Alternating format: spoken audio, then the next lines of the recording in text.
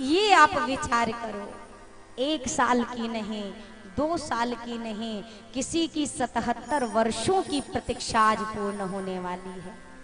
आपसे अगर कोई कहे कि आपके घर भगवान आएंगे, आपके गुरुजी कह दें, आप कितने दिन उनका इंतजार कर सकते हैं जरा बताइए। 1 दिन, 2 दिन, 1 साल भी कर लो तो बहुत बड़ी बात है। 77 साल क्या 77 दिन में ही हाथ खड़े कर देंगे कि गुरुजी का कहा सब झूठ है, कोई नहीं आने वाला है। ये शबरी मैया मेरी बाल्यकाल में मैंने थोड़ी सी चर्चा कल की थी। बचपन में विवाह हेतु जो पशु बांधे गए थे, मैया ने सबको मुक्त कर दिया। उन मुक्त हुए एक एक पशुओं ने मानो रोम रोम से आशीष दिया, शबरी आपने हमें बंधन से मुक्त किया, हम भगवान से प्रार्थना करेंगे वो आपको जन्म मृत्यु के बंधन से मुक्त कर दे। आप हमारे पास तक आई, हमें हमारे द्वार पर आकर हमें आपने मुक्त किया है। शबरी भगवान से प्रार्थना करेंगे एक दिन वो आपके द्वार पर आकर आपको मुक्त करेगा। शबरी मैया इनको खोल दिया, बंधन मुक्त कर दिया और शबरी मैया अब जंगल में निकल गई। दंडकारण्य के क्षेत्र की ओर ही, जहां पर मतंग ऋषि का आश्रम था। मतंग ऋषि के आश्रम की ओर पहुंची, सोचे कि स्त्री शरीर है, अधम जाति है, मुझे कोई स्वीकार नहीं करेगा, मुझे कोई अपनाएगा नहीं। इसी चौपाई को लेकर बीच में बहुत विवाद उठा था, बहुत सारा। पर समस्या यही है ना, एक चौपाई पढ़ ली जो शबरी जी ने कही है और जो मेरे रघुनाथ जी ने कहा, उसको देखने में तुम्हारी आंखें फूट गई थी, वो तुम्हें नहीं दिखाई दी। शबरी माँ ने क्या किया आप वो देख रहे हो, बदले में रघुनंदन ने क्या व्यवहार किया आप वो देखो तो आप निर्णय लेने के काबिल हो। शबरी मैया मतंग ऋषि के आश्रम में गई, मैं क्या करूंगी, अर्धरात्रि में सेवा कर दिया करूंगी, और वही करती थी। जब सारे संत सोते रहे तो माँ सोहनी लगाकर, झाड़ू लगाकर चली जाएं, फूल रखकर चली जाएं, लकड़ियों की गट्ठर रख दें। अब रोज ये क्रम चलने लगा। मतंग ऋषि ने कहा ये रोज कौन है जो सेवा कर देता है पर दिखाई नहीं देता। आज के टाइम पे आपको सेवक 1000 दिखेंगे पर सेवा इक्को की नजर नहीं आएगी। काहे का है कि सब सेवक एक दूसरे को ऑर्डर पास करते, तुम कर देना, तो दूसरे का तीसरे को कह देता है तुम कर देना। अब तो खैर सिस्टम खत्म है। जब वो पंक्ति लगाकर पवाया जाता था बारात में या फिर बारात आदि में, तो जब पंक्ति लगाकर पवाया जाता था तो उसमें 2-4 केवल ऐसे नेताजी टाइप, नेताजी मतलब पॉलिटिशियन नहीं, जो बने रहते थे उनकी बात करिए, नहीं आप बुरा मानते। 2-4 ऐसे होते थे जो करते कुछ नहीं थे, ऐसे बस पीछे हाथ कर ले और बीच लाइन में घूमे और क्या करे, पूड़ी लाओ, सब्जी नहीं है, सब्जी वाले कहाँ गए। अरे इतनी चिंता है तो खुद ही एक बाल्टी उठाओ, परोसना शुरू करो। लेकिन चिल्लाते रहो, जैसे वो मालिक दिखाई दे जाके घर बारात आई, तुरंत चटनी का बाल्टी उठा के चटनी। ये कौन लोग हैं जो सेवा का ढोंग कर रहे हैं पर सेवा नहीं कर रहे। एक गुरुजी का ना एक चेला था, अब चेला था, बारिश होने लगी तो गुरुजी ने कहा बेटा गौ माता बाहर बंधी हुई हैं, ऐसा करो उन्हें बंधन से मुक्त कर दो और छाए में ले आओ, रात्रि का भी समय हो गया है, नहीं तो भीग जाएंगी, वर्षा का मौसम है। अब ये चेला खाली नाम ही का चेला था पर ये अपने आप में एक स्पेशल गुरु था। इसने गुरुजी से कहा, अरे गुरुजी बंधन में बांधना और मुक्त करना तो आप जैसे संतों के हाथ में है, हमारे जैसे अधम क्या किसी को बंधन से मुक्त करेंगे, हम तो खुद ही बंधन में बंधे हुए जीव हैं। इतना लंबा चौड़ा प्रवचन दिया, गुरुजी खुद ही उठ के गए गैया माता को खोल के। अब थोड़ी देर बाद गुरुजी ने कहा बेटा देख लो थोड़ा कि वर्षा बंद हो गई कि हो रही है। अब उतने में एक बिल्ली अंदर आई कुटिया में। अब इसने कहा गुरुजी बिलैया को ही छू के देख लो, गीली होगी तो मतलब पानी बरस रहा है, सूख गई होगी तो मतलब बंद हो गया। नहीं उठा।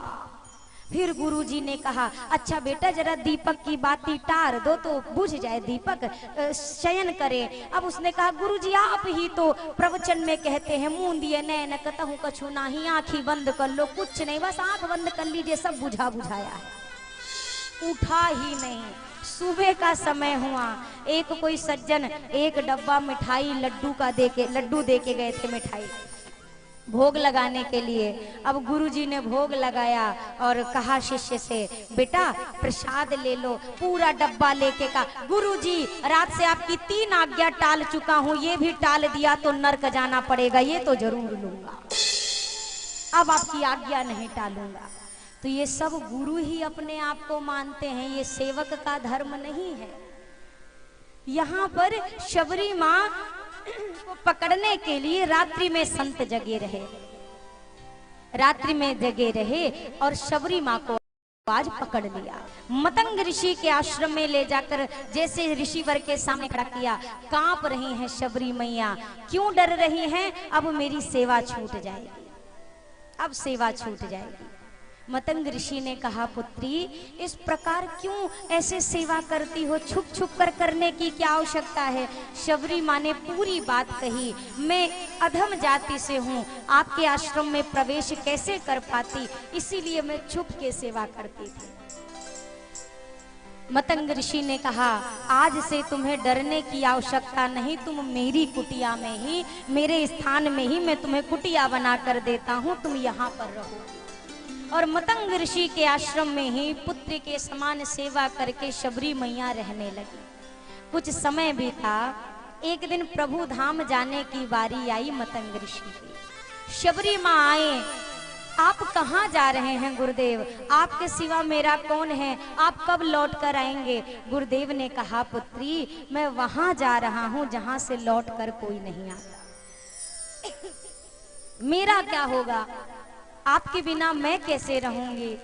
गुरुदेव ने कहा, पुत्री तूने मेरी इतनी सेवा की है बेटी, मैं तुझे आशीर्वाद देता हूँ। शबरी मैं तो भगवान के धाम में जा रहा हूँ, पर मेरा आशीष है कि एक दिन धाम में रहने वाला राम स्वयं तेरे द्वार पर आएगा। पुत्री ये मैं तुझे वरदान। अब गुरुदेव ये कहकर चले गए और मेरी शबरी माँ के निष्ठा का दर्शन करिए।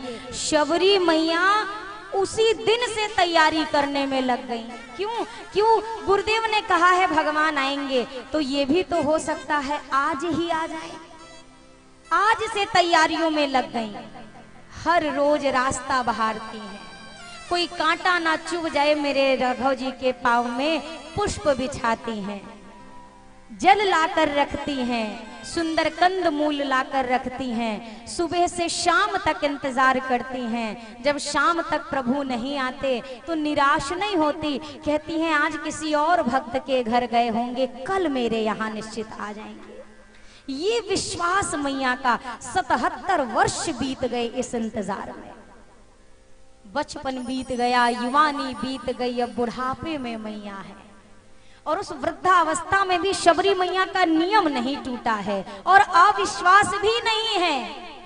माँ ये नहीं सोचती हैं भगवान क्यों आएंगे कि नहीं आएंगे। मैया को बस अपने गुरुदेव के वचनों पर विश्वास है। कहती हैं मेरे पास इतना भजन नहीं है कि मेरे लिए आए, पर मेरे गुरुदेव के वाक्य की झूठे नहीं हो सकते, भगवान आएंगे। स्वयं को देखती हैं तो लगता है मेरे में क्या, और गुरुदेव के वचन को याद करती हैं तो वो कभी झूठा नहीं होगा, अवश्य आएंगे। फिर तैयारियों में लग जाती हैं।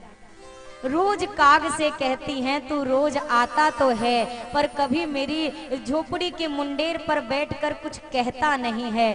कभी तो मुझे वह शुभ सगुन दे दे, शुभ सूचना दे दे कि मेरे राम आ रहे हैं। बैठी बैठी द्वार पर मैया कहती है, मेरी झोपड़ी के भाग आज खुल जाएंगे, राम आएंगे। मेरी झोपड़ी के भाग आज खुल जाएंगे, राम आएंगे। मेरी झोपड़ी के भाग आज खुल जाएंगे, राम आएंगे। मेरी झोपड़ी के भाग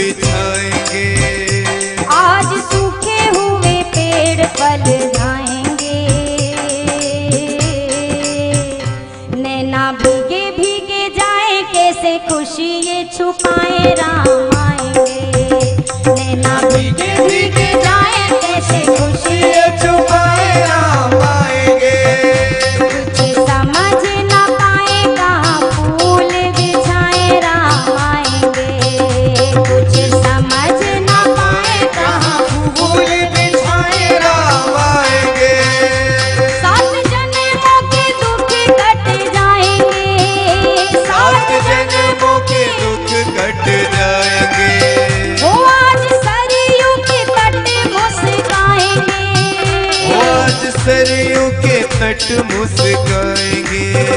मोर नाचेंगे पपीहा गाएंगे। आज दसों ये दिशाएं जैसे शगुन मनाए राम आएंगे। आज दसों ये दिशाएं जैसे शगुन मनाए राम आएंगे। कभी ढोल बजाएं कभी द्वार सजाएं राम आएंगे। कभी ढोल बजाए कभी द्वार सजाए राम आएंगे। समझ न पाए कहाँ दीप जलाए राम आएंगे। कुछ समझ न पाए कहाँ दीप जलाए राम आएंगे। राम आएंगे आएंगे राम आएंगे आएंगे राम आएंगे। राम आएंगे आएंगे राम आएंगे आएंगे राम आएंगे। राम आएंगे ओ राम आएंगे राम आएंगे राम आएंगे राम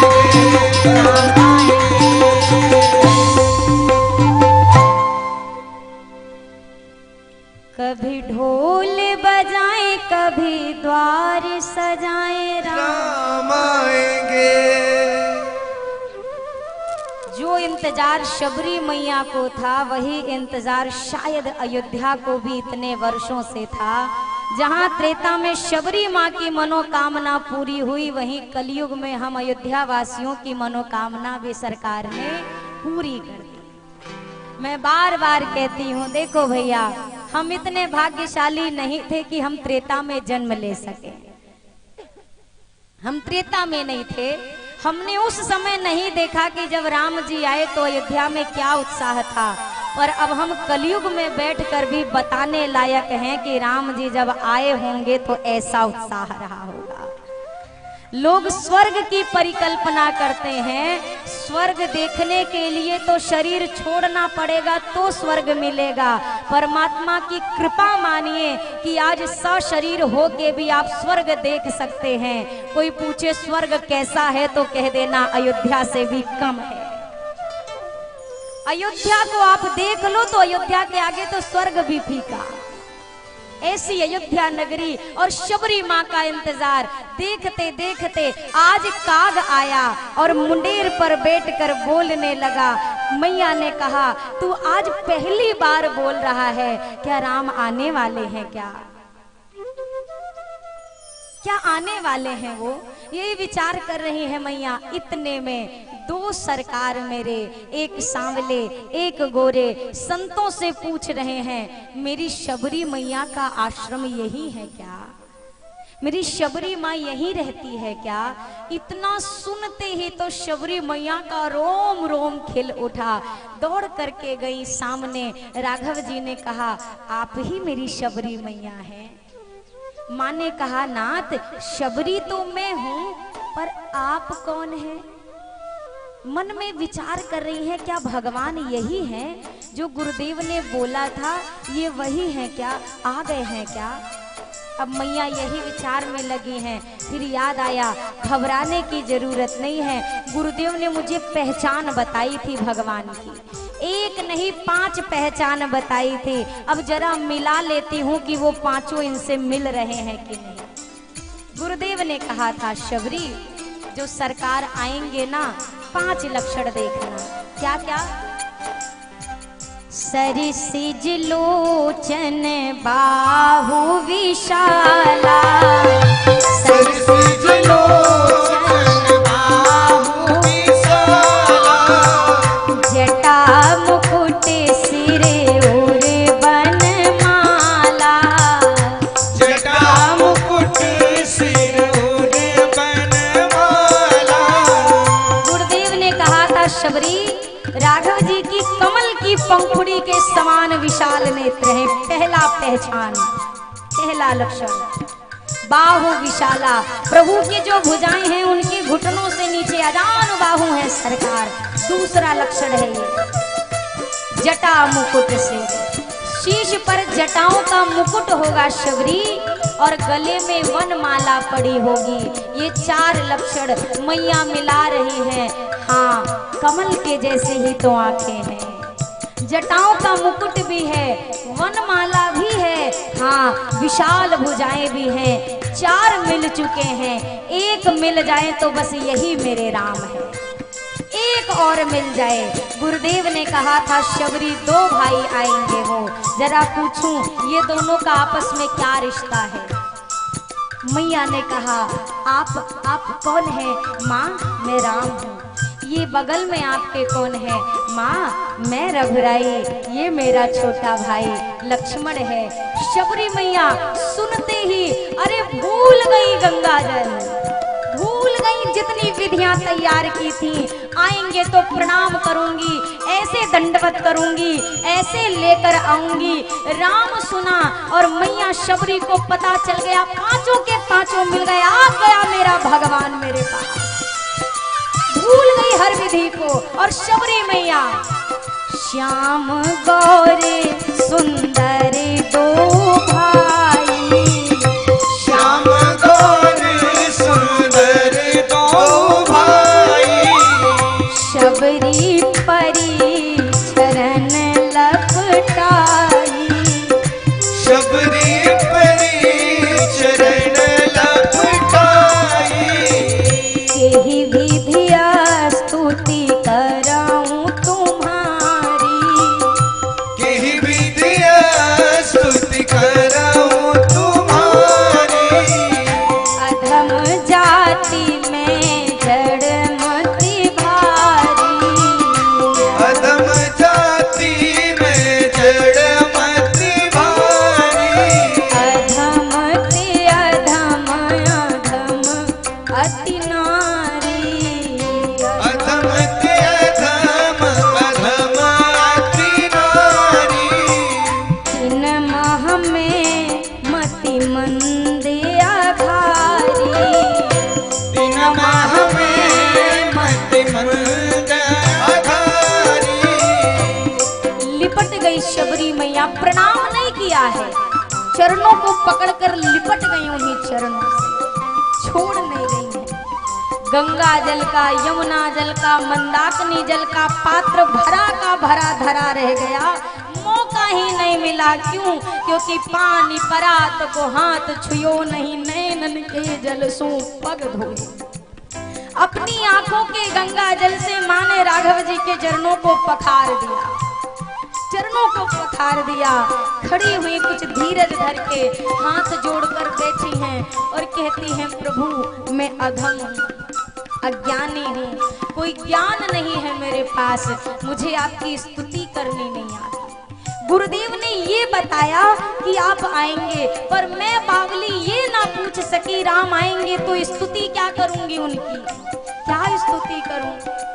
जाति से अधम हूँ, शरीर से अधम हूँ, अधम में भी अधम हूँ, मैं पढ़ी लिखी नहीं हूँ सरकार, कैसे आपकी स्तुति करूं? राघव जी ने कहा मैया तू कहती है तू पढ़ी लिखी नहीं है, तू पढ़ी लिखी नहीं है तो क्या हुआ मैया, तेरा राम तो पढ़ा लिखा है ना। आज अगर मेरी शबरी माँ अपने राम की स्तुति नहीं कर पा रही तो क्या हुआ, आज राम अपनी शबरी माँ की स्तुति करेगा। कह रघुपति सुन भामिनी बाता, कह रघुपति सुन भामिनी बाता। मानऊ एक भगति करना, मानऊ एक भगत करना था। मानऊ एक भगति करना था, मानऊ एक भगत करना था। जाति पाति कुल धर्म बड़ाई, जाति पाति कुल धर्म बड़ाई। धन बल परिजन गुण चतुराई, धन बल परिजन गुण चतुराई। राघव जी ने कहा माँ मेरा एक नियम है जो मैं तुझसे कहूँ, मनुष्य के पास संसार की सबसे कीमती से कीमती चीज हो, उच्च से उच्च जाति हो, वर्ण हो, धर्म हो, सब कुछ हो, पर माँ जिसके पास ये सब होता है मैं वहां नहीं जाता। मैं इस संसार में एकमात्र एक संबंध को जानता हूं और वो है भक्ति का संबंध। मैं एकमात्र भक्ति के नाते को मानता हूं मां, मैं और किसी चीज को नहीं मानता। आप जरा बताओ मैया, आज तक ऐसा कौन है जिसके पास भक्ति नहीं है और संसार का ऐश्वर्य भरा पड़ा है और राम उसको मिल गया हो। मैं एकमात्र भक्ति का संबंध मानता हूँ माँ। तूने कहा तू मेरी स्तुति नहीं कर सकती माँ, तेरा पढ़ा लिखा है ये राम, अब मैं तेरी स्तुति करता हूँ। और इसी स्तुति में नवधा भक्ति गाई राघव जी ने।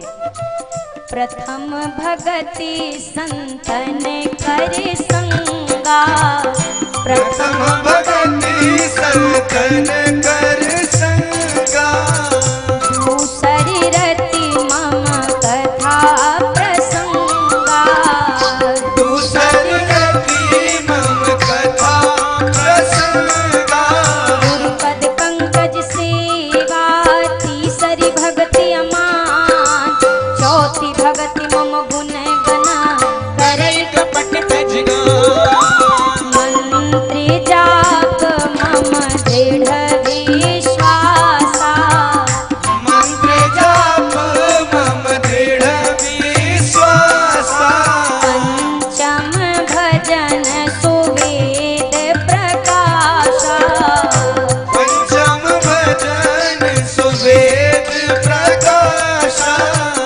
खटदमशील विरति बहु करमा, छठदमशील विरति बहु करमा, निरत निरंतर सज्जन धर्मा, निरत निरंतर सज्जन धर्मा, सातम सम मोहि मैं जग देखा, सातम सम मोहि मैं जग देखा, मोटी संत अधिक करि लेखा, मोटे संत अधिक करि लेखा, आठों जथा लाभ संतोषा, आठम जना लाभ संतोषा, सपने हूँ नहीं देखई पर दोषा, सब यहु नहीं देखई पर रोषा, नवम सरल सब सन छलहीना, नवम सरल सब सन छलहीना, मम भरोसे हिय हर्ष न दीना, भरोसे ही हरस न दीना, नौ महुए कहु जिनके होई, नवम हुए कहु जिनके होई, नारी पुरुष सचराचर कोई, नारी पुरुष सचराचर कोई, सोई अतिशय प्रिय भामिनी मोरे, सोई अतिशय प्रिय भामिनी मोरे, सकल प्रकार भगति दृढ़ तोरे, सकल प्रकार भगति दृढ़ तोरे। राघव जी ने नवधा भक्ति गाई। श्रवणम कीर्तनम विष्णु स्मरणम पाद सेवनम अर्चनम वंदनम दास्यम सख्यम आत्म निवेदनम। ये 9 प्रकार की भक्ति राघव जी की राघव जी ने स्वयं वर्णन किया। अति मम कथा प्रसंगा, प्रभु की कथा में प्रेम हो मन में, यही सरकार की दूसरी भक्ति है।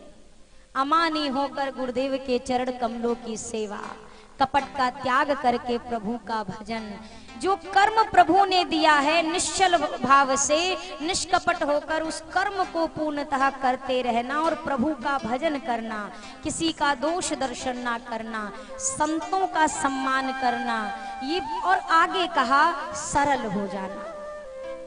सरल शब्द, सरल लिखना सरल है, पढ़ना सरल है, दिखना भी सरल है, पर बनना बहुत कठिन है। सरल हम बन नहीं सकते हैं, और जिस दिन सरल बन जाएं, समझो जैसे शबरी माँ के द्वार पर राम खड़े हैं, हमारे मन के द्वार पर भगवान हमको बैठा दिखेगा। सरल नहीं, हमारे भीतर सरलता आ जाए। ठाकुर जी ने कहा, शबरी माँ ने तो बोला था मैं नारी जाति हूँ, अधम हूँ, पर राघव जी ने भक्ति करने का पहला अधिकार ही नारी समूह को प्रदान किया है। नौ महु एक हो जिनके होई, पहले कहा नारी, फिर कहा पुरुष, फिर कहा सचराचर। वो नारी हो, वो पुरुष हो, वो चर अचर में कोई भी हो सृष्टि में, हे मेरी मैया सोई अतिशय प्रिय भामिनी मोरे। एक भक्ति, नौ नहीं, 9 में से एक भक्ति को भी जो अपने जीवन में धारण कर ले मेरी माँ, वो मुझे अतिशय प्रिय होता है। और निवेदन करूं, राम जी को अतिशय प्रिय क्या है, जरा विचारिए। ऐसी कौन सी चीज है संसार में जो राघव जी को, क्या है ऐसा जो अतिशय प्रिय है? जनक सुता जग जननी जानकी, ये अतिशय प्रिय करुणा निधान की। मेरी मैया जी मेरे रघुनंदन को अतिशय प्रिय हैं। ये प्रसंग कहता है, राघव जी खुद अपने मुख से कह रहे हैं, जो एक भक्ति भी जीवन में ले आए वो मुझे अतिशय प्रिय होता है। कितना, जितना प्रिय मुझे मेरी वैदेही है, वो मुझे इतना प्रिय होता है। जैसे मेरी वैदेही और मैं पृथक नहीं है, एक हैं, वैसे मेरा भक्त और मैं, हम दोनों एक हो जाते हैं जो एक भक्ति भी धारण करते हैं।